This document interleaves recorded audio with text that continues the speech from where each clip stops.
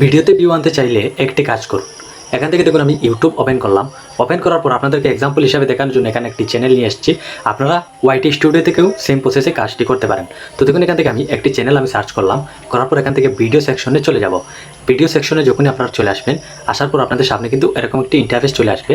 আপনারা দেখুন এখানে যে প্রফেশনাল যে ভিডিওটি রয়েছে, মানে যে ভিডিওগুলোতে সব থেকে বেশি ভিউ রয়েছে, আপনারা যদি এখানে ক্লিক করেন তাহলে দেখুন এখানে কিন্তু পপুলার ভিডিওগুলো আপনার চলে আসবে।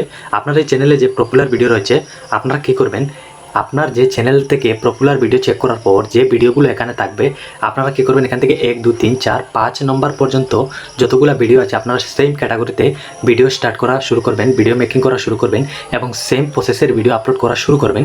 দেখবেন আপনার ভিডিওতে আগে যদি একটি ভিডিও আপলোড করার পর 1000 2000 ভিউ আসতো, তাহলে এখন কিন্তু সেই দ্বিগুণ এবং 3 গুণ হয়ে যাবে।